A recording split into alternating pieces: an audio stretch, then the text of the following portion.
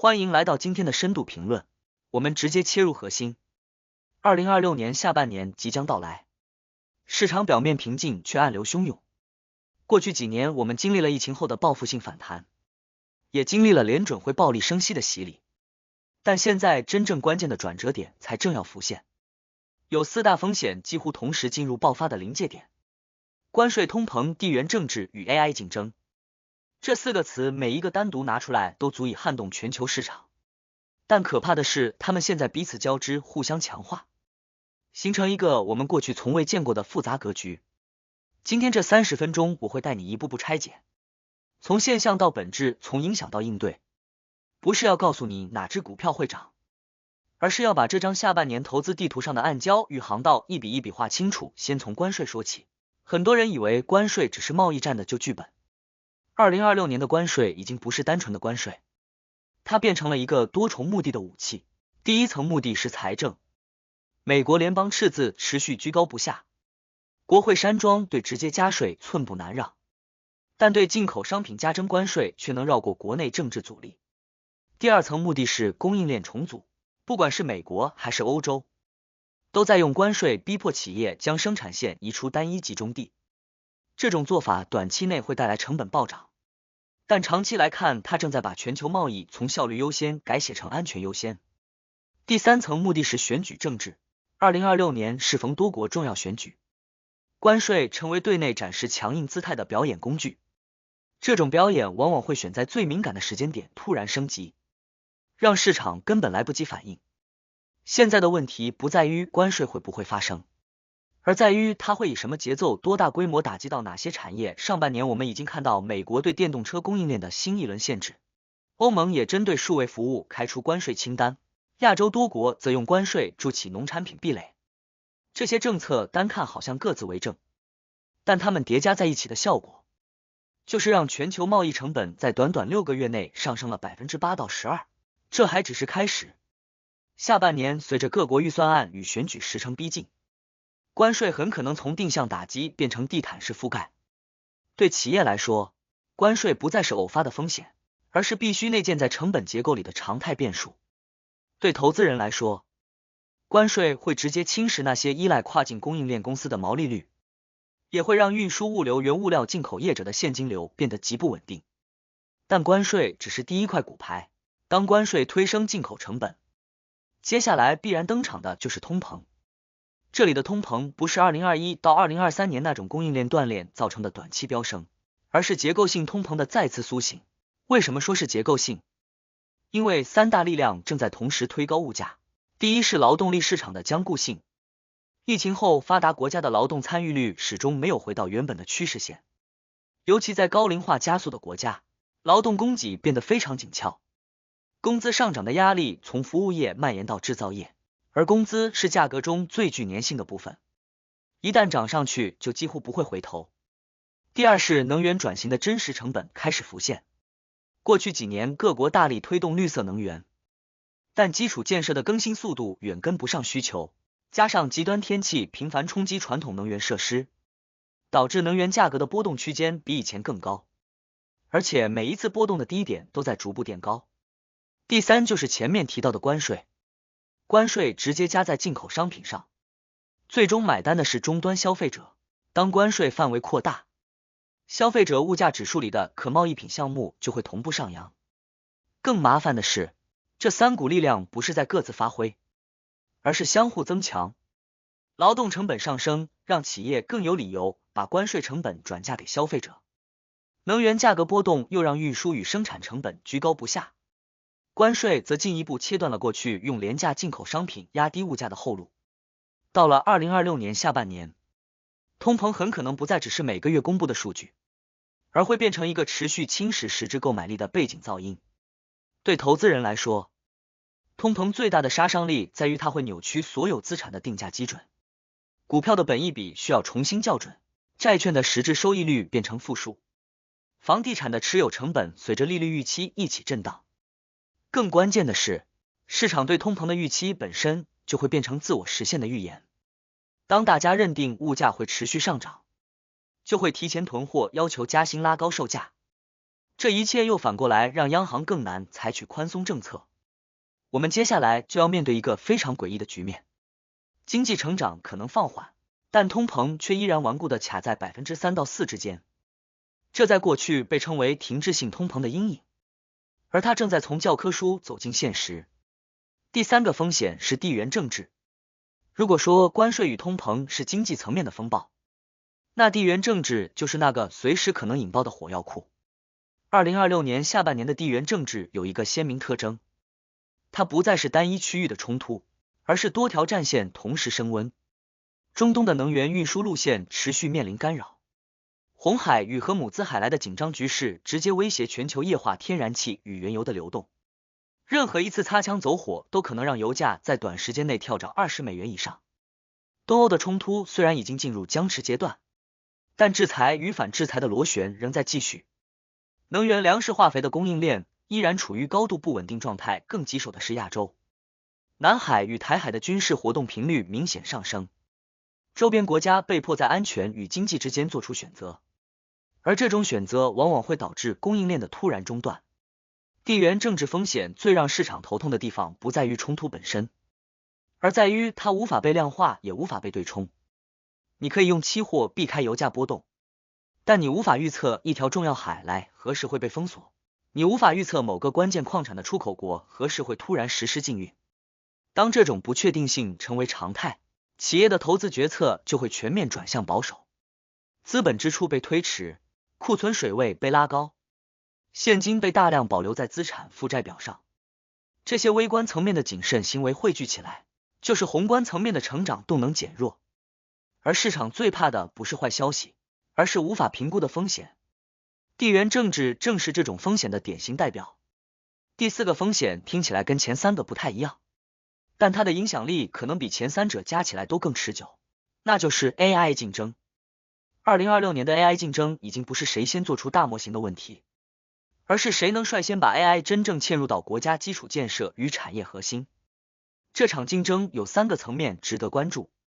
第一是算力的地缘化，先进制程晶片不再只是商品，而是战略物资，各国开始补贴本国晶片制造，同时限制关键设备出口。这导致全球算力供应链被切割成2个甚至多个互不相通的体系，企业被迫在硬体采购上做出排他性选择，而这个选择直接影响他们未来3到5年的竞争力。第二是 AI 对劳动市场的替代速度正在加快。过去大家讨论 AI 取代工作还停留在理论阶段，但到了2026年，生成式 AI 与自动化系统已经开始在客服法务审计、内容生成甚至程式开发领域实现大规模应用。这种替代不是渐进式的，而是跳跃式的。当一间公司用一套 AI 系统取代了整个中阶行政团队，它就再也不需要把这些工作外包出去，也不需要雇佣那些人力。对总体经济来说，这意味着结构性失业与结构性通膨可能同时存在，因为被取代的劳工不一定能立刻转移到新的产业，而留下来的工作岗位又要求更高的技能与谈判力，继续推高这部分劳工的薪资。第三是 AI 竞争正在改写全球资本流动的方向。过去资本追逐的是低成本的制造基地，现在资本追逐的是拥有 AI 基础设施、电力供应稳定、数据自由流通的区域。这导致一个现象，即使某些国家的地缘政治风险很高，但只要他们在 AI 产业链上占据关键位置，资本依然会涌入。反过来说，即使某些地区非常和平，但如果缺乏 AI 所需的基础建设与人才，他们就会被排除在下一轮成长的故事之外。这4个风险，关税、通膨、地缘政治、AI 竞争，单独来看每一个都有应对方案，但它们同时酝酿彼此交织的时候，就会产生一种化学反应。化学反应的第一个产物是政策矛盾的加剧。以联准会为例，如果通膨顽固，它需要维持高利率，但如果 AI 竞争导致生产力突然提升，它又有降息的空间。如果地缘政治推高油价，它必须优先压制通膨预期，但如果关税拖累经济成长，它又被迫考虑宽松。这种多重目标之间的冲突，会让央行的沟通变得异常困难。市场每次解读会议纪要都像是在解码密码，而这种不确定性本身就会加大资产价格的波动。化学反应的第二个产物是产业分化达到极致。过去我们习惯说景气循环，所有产业跟住总体经济一起上一起下，但现在不同，在同样的总体环境下，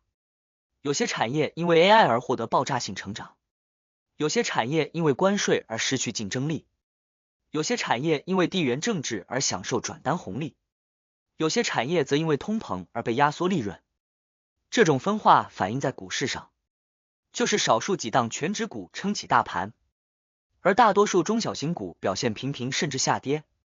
对一般投资人来说，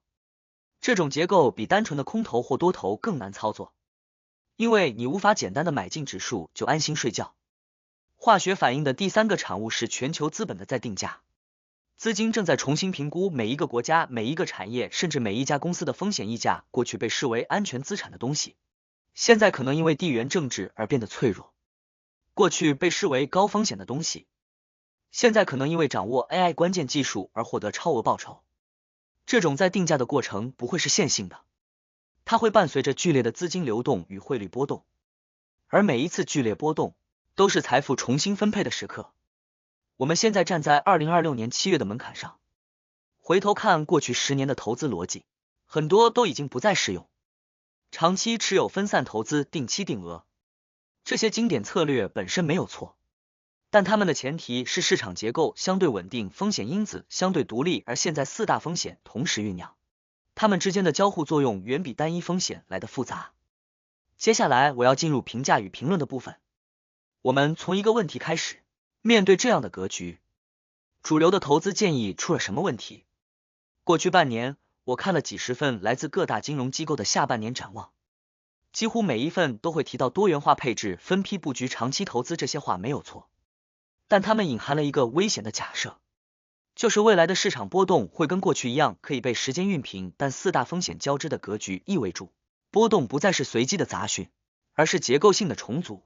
当市场结构本身在改变的时候，单纯的分散投资并不能保护你，因为所有资产类别可能同时受到同一组风险因子的冲击。举例来说，如果地缘政治推高原油价格，同时关税推高进口成本，同时 AI 竞争导致劳动市场剧烈调整，那么股票、债券甚至部分大宗商品都可能同步下跌。传统上被视为避险资产的黄金，在这种多重冲击下，也可能因为美元流动性紧缩而短暂失效。这就引出一个更根本的问题，我们过去用来衡量风险的工具，比如波动率指数、相关性矩阵压力测试模型，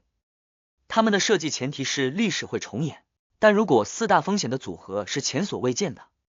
那任何基于历史数据的模型都会给出错误的信心。这不是说我们要放弃风险管理，而是要意识到风险管理的核心不在于预测，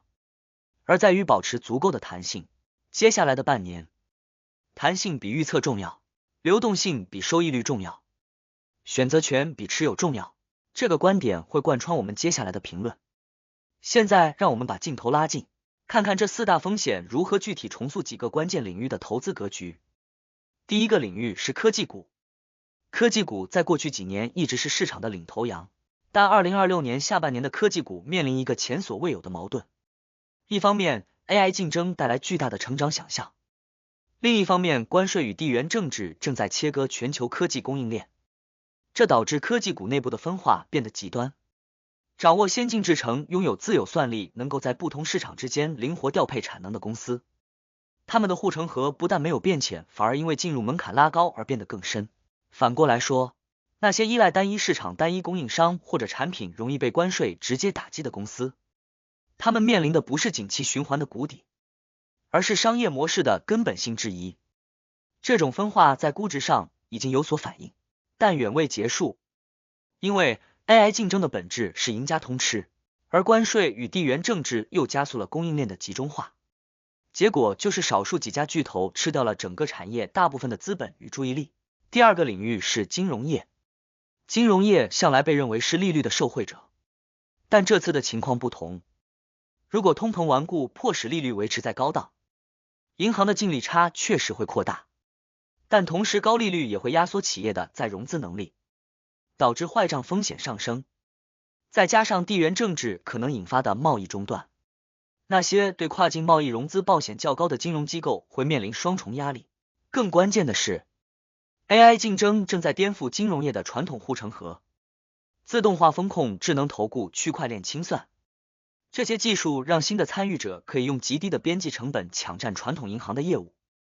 而传统银行因为背负着庞大的实体分行与 Legacy 系统，转型速度远远跟不上。第三个领域是能源与原物料，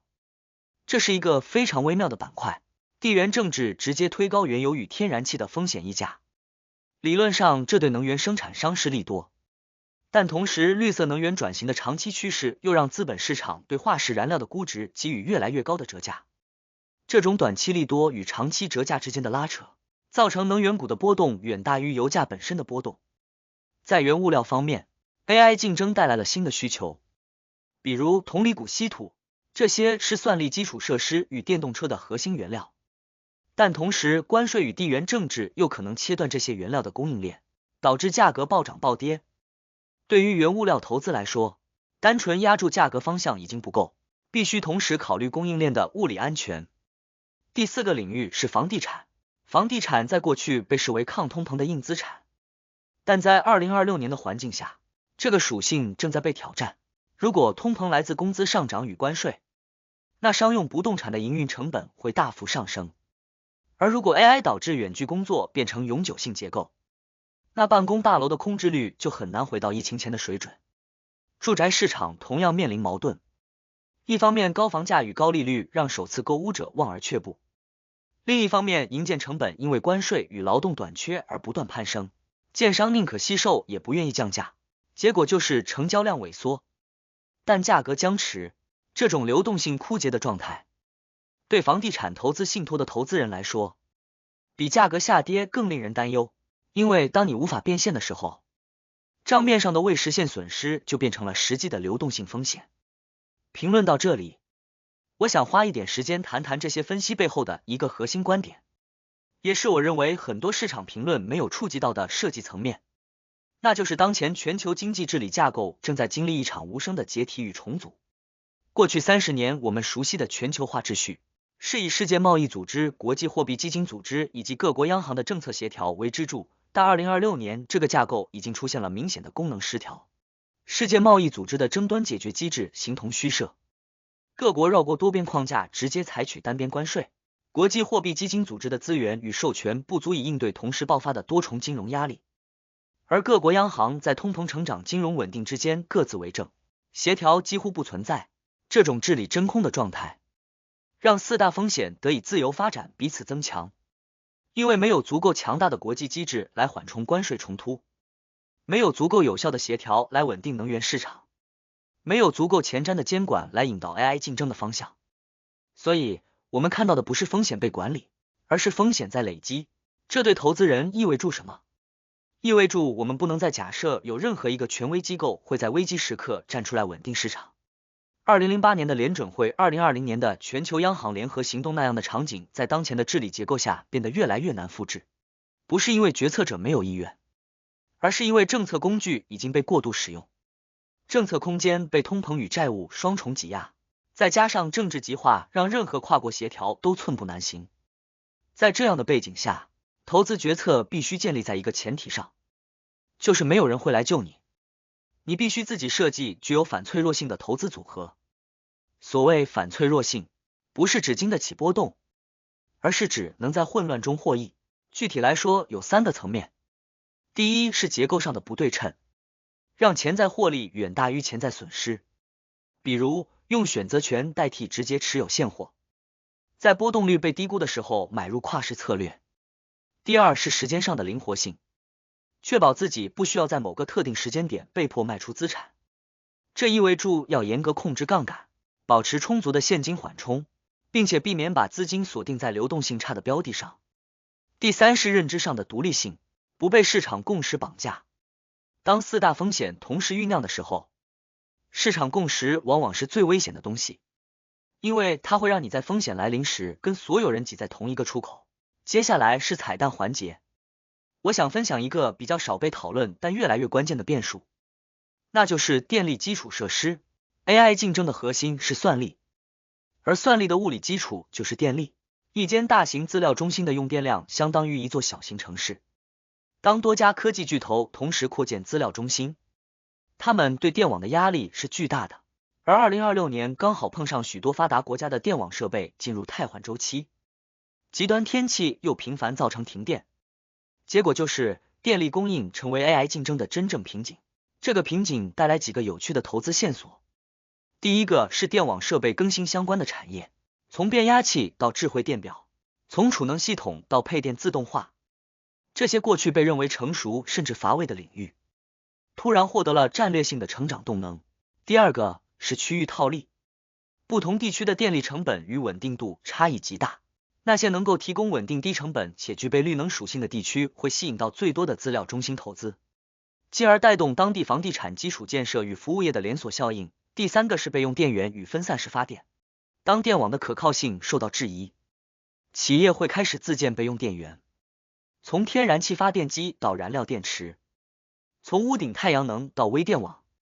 这些分散式能源方案不再只是环保选项，而成为确保营运连续性的必要投资。这个彩蛋想传达的是，当大家都在关注 AI 演算法与晶片的时候，真正可能卡住整个产业的往往是那些最不起眼的基础环节，投资的乐趣也就在这里，在市场忽略的角落找到被低估的结构性机会。最后是网上留言的部分，我想模拟几种我在社群平台上看到的典型声音，以及我对他们的回应。第一种留言是，你讲了这么多风险，那是不是应该空手等待？我的回应是，空手等待本身就是一种积极的决策，但它有两个前提。第一是你有足够的纪律，在市场突然上涨时不追高；第二是你有足够的判断力，在风险消退时及时进场。对多数人来说，完全空手的心理压力比持有部分仓位更大，所以我更倾向建议保持适度但灵活的报险，而不是非黑即白。第二种留言是，既然四大风险都在那，买黄金是不是最安全？黄金确实有避险属性，但要注意2026年的黄金面临一个特殊情况，当关税与地缘政治同时推高美元需求的时候，美元指数可能与黄金同步走强，但历史上这种同步通常不会持续太久。如果联准会在通膨与成长之间被迫做出取舍，黄金的波动会非常剧烈。我认为黄金应该作为整个组合的一部分，而不是全部。第三种留言是，你说要弹性要流动性，那是不是代表应该短线操作？短线操作需要极高的纪律时间与执行力，对绝大多数人来说，频繁交易带来的交易成本与税务成本会大幅侵蚀报酬。我所谓的弹性是指拥有在任何时候都可以调整部位的能力，而不是每天进进出出，这两者完全不同。第四种留言是， AI 竞争这么重要，是不是无脑买进相关龙头股就好？龙头股确实拥有最强的护城河，但他们的估值已经反映了非常乐观的预期，任何供应链中断、监管收紧或者技术路线的转折，都可能导致剧烈的估值修正。如果真的要参与 AI 趋势，我认为更稳妥的方式是透过整个价值链的分散布局，从底层的能源设备到中层的模型平台，再到上层的应用，同时用选择权对冲系统性风险，而不是单押某几档热门股。这份讲稿写到这里已经超过原本预期的长度，但我觉得还有一个层面必须补上，那就是我们自己的心态。在四大风险同时酝酿的环境下，市场会充满各种互相矛盾的讯息。今天一则新闻说通膨降温，股市大涨，明天另一则新闻说地缘政治升温，股市大跌。在这种噪音中保持冷静，比任何技术分析都重要。我发现一个规律，那些在这种混沌时期最终能够保全资产甚至获利的投资人，通常具备三个特质。第一是他们不追求预测正确，而是追求应对得当。第二是他们把风险控制放在报酬之前。第三是他们愿意在市场极度悲观的时候保持理性，在市场极度乐观的时候保持怀疑。这三点听起来像是老生常谈，但在真正的动荡中要做到，需要不断的自我训练。